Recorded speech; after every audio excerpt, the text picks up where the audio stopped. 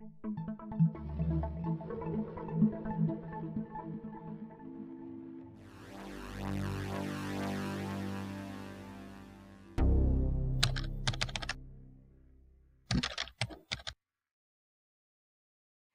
afternoon, everyone. As John said, my name is Debbie Madden. I am the founder and CEO of Stride. We're an agile software development consultancy here in New York City. What we do is we help make software development easy. We do that by embedding agile engineers with your team to help you up your game and get stuff done. We don't have a lot of time, so I'm going to jump right in. Today, I'm going to tell you the top 5 secrets to improving product and engineering team communication, because all of the stuff that you've heard today before me and all of the stuff that you're going to hear after me, I'm going to tell you what, if you don't have a team that communicates well, everything else kind of goes to shit, all right? And you know what I'm telling you is true. So why do we care about communication? Well, let's say that there's a team and you and I are on a team. I got to make it gender balanced like my slide. All right, so you and I are on a team. I talk to you, you talk to me. Then what happens? We succeed, we raise money, we scale. Now there's 4 of us. 1, 2, 3, 4. We don't have 4 lines of communication, we have 12, right? I have to talk to you, you, and you. You guys have to talk, and you guys have to talk, right? So you can imagine how complex communication becomes as you grow. You don't even have to grow a lot. Once you get 10, 20, 30 people, this increases exponentially as you scale. So the problem is communication is hard. Now, why do we care?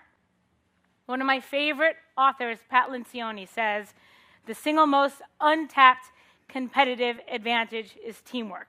Now, if you don't believe this is true, I want you to raise my hand. This is not a trick question. This is a real question this time. If you are or ever have been on a team that has raised money or is trying to raise money. All right, most of this room. Now, we all know that VCs invest in teams. They don't invest in ideas because ideas are a dime a dozen, but it's the team because they agree with this and they know that this is true, right? So the problem is communication is hard and it gets exponentially harder as we succeed. This is what's known as growing pains. It's a real thing. And the reason we care is because it is key and it is critical. Without it, we will fail, and this is a big reason why companies do fail. So, if you want to read more about this, check out this book. I'm referencing 5 books in my talk. I brought with me this little handout. It has all of the things I'm about to reference on it, so you don't have to take notes. You can take pictures if you want. I'll be flattered. If not, come find me afterwards. I'll be here the rest of today, and I will hand this out to anyone who wants one. So, communication hard, it gets harder, and it's important. So how do we make it great? I'm going to share with you the top 5 things I've learned.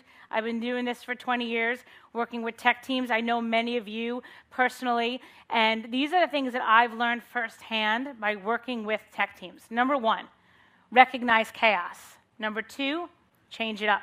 Don't worry, I'm going to tell you what this means later. Number 3, communicate the why. Number 4, prioritize team productivity. And number 5, protect team health. I'm going to go through each of these in detail, and then I'm going to bring this slide back up at the end so we can wrap it all up. So I'm going to come over here because this light is not going to work. I had a little pointer. I had the whole thing planned out. So time and size. As you grow and as you get bigger, what we're looking at here is the Grainer curve. A guy by the name of Larry Grainer, a long time ago, stated that all companies, startups, enterprise, mid-market, go through predictable phases of calm and chaos. And if you are so lucky as to make it through this shitstorm, and it is a shitstorm, you get rewarded with another period of calm, and so on and so forth. And there are 6 distinct phases of chaos and calm.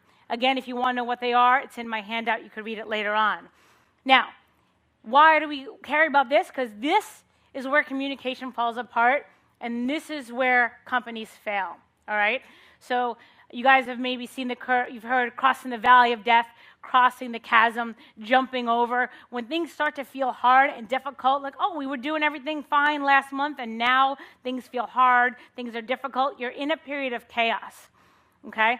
And something like, of all the companies in the world, 4% make it to 1 million. It's about the first period of chaos.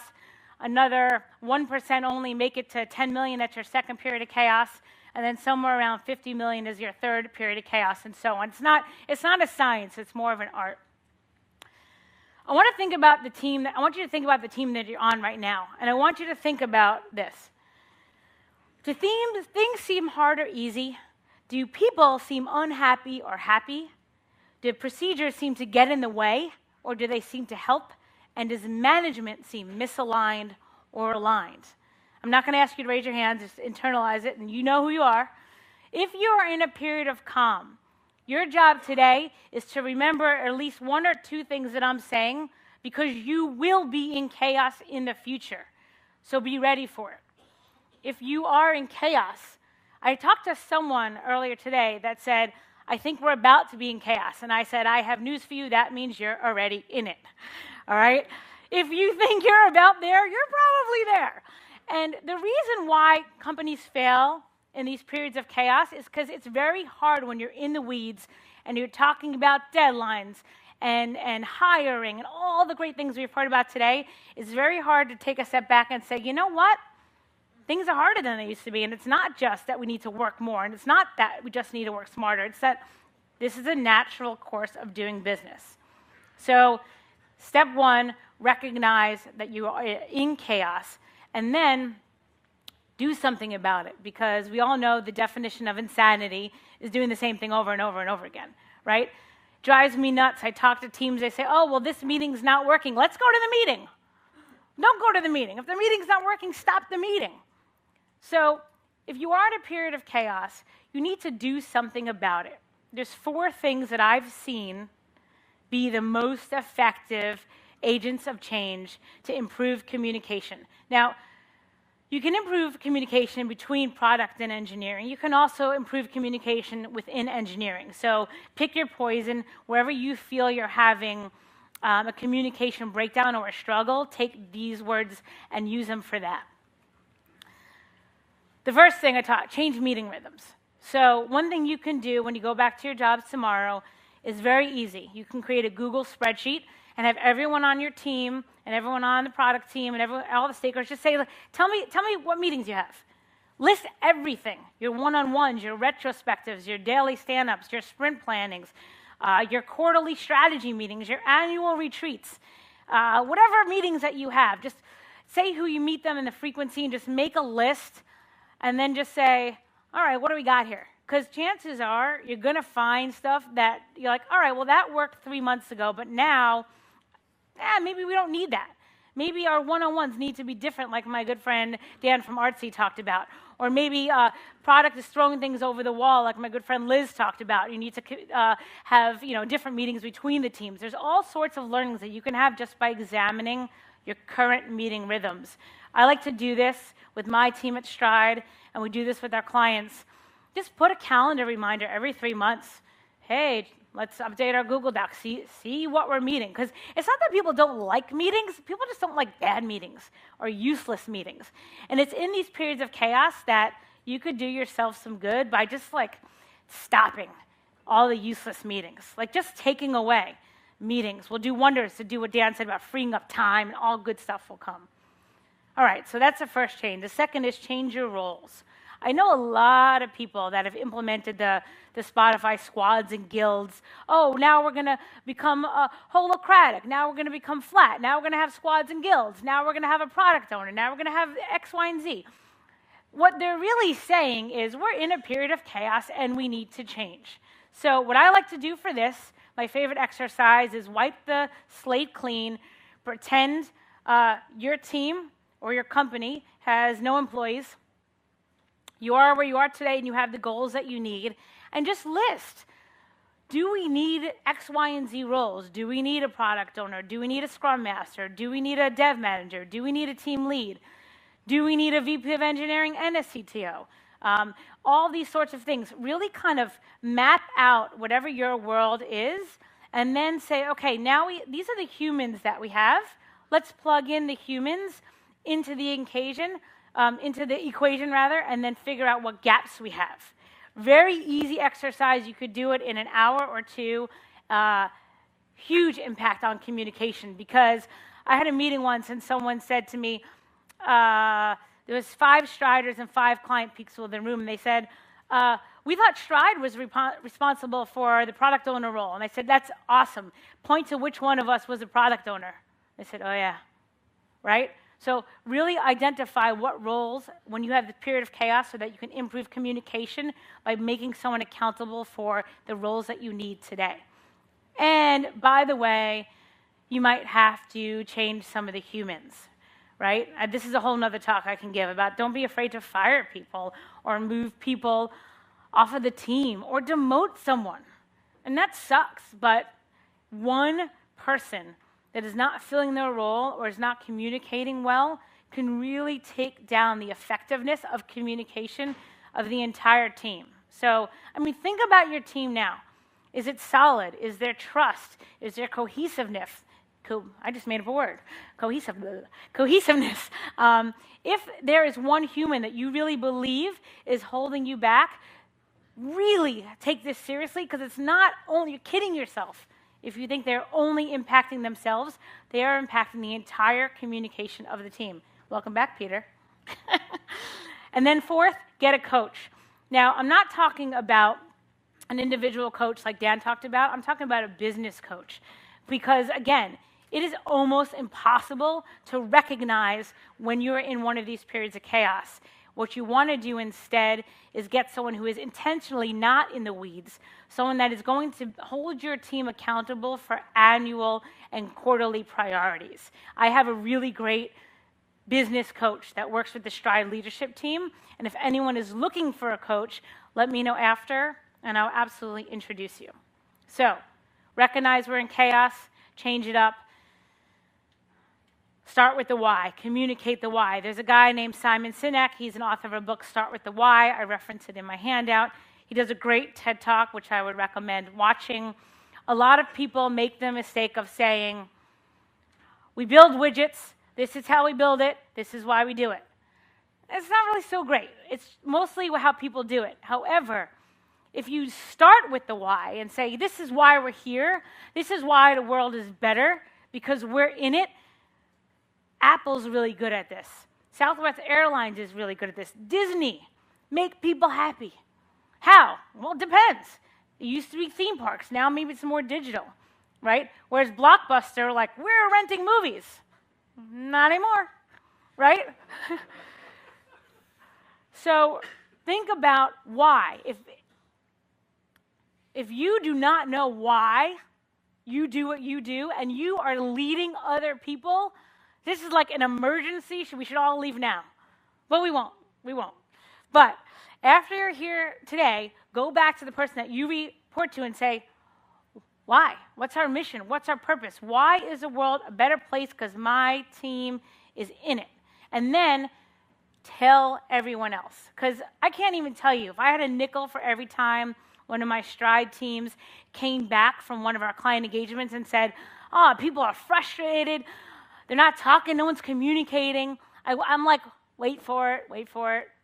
No one knows why we're doing this. No one knows why. Oh, right. How's about we find out? Let's ask why. Why are you asking us to split our monolith into microservices?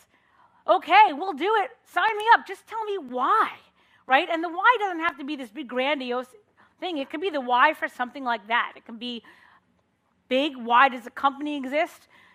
Versus why are we splitting out our engineering? Why are we moving to microservices? Key, communicate the why. Secret number 4. Oh yeah, this is the book. Secret number 4, prioritize team productivity.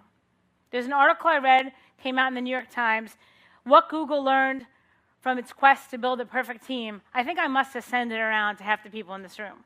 I've read it 100 times. It's life-changing. I keep going back to it. One of my coworkers here is Lisa. I mean, I've told you about it 100 times, right? I was like, read the article. She's like, I read it 10 times, Debbie. It's so good. It talks about team productivity versus individual productivity. Team productivity. Teams that are the highest functioning and communicate the best share two things in common. Number one, they speak in the same proportion. There's no like one voice that's heavier than the rest. And the second thing is they can sacrifice an item that they want for the team's needs. So let's say if I'm like, we need stand-up at 9 a.m., God damn it, we need stand-up at 9 a.m. Well, what the team really needs might dictate that stand-up is at 10 a.m. You're going to just let it go, people, because it's for the good of the team, and that's, at the end, the most important thing is team productivity. Again, this article is amazing. I'll give it to you in a handout if you want afterwards. So, recognize chaos, change it up, communicate the why, focus on team productivity, and last but not least, team health. This is another book by my good friend Pat Lencioni, who I saw talk last week, and he's a pisser. He's hilarious. If you ever have a chance to go see this man talk, I highly recommend it. Trust is the foundation for everything else. If you don't have trust with your team, go home, right? There's two things. Do you trust that your team members can do the job?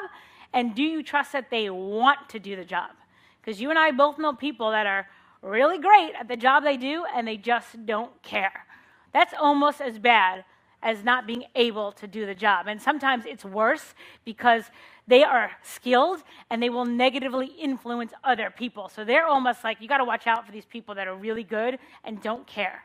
So if you want to have a healthy team and get that competitive advantage and communicate and win, trust. That will allow you to have healthy conflict. Avoiding conflict is bad.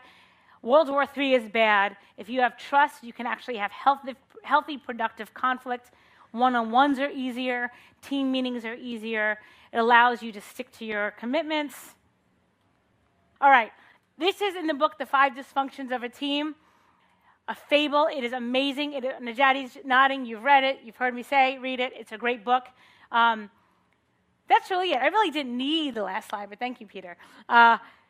If you want to increase communication within your team or with any other team in your current job now, this works for your personal life as well. I can't stress this enough. If you have trust and good communication, you will have a significant competitive advantage.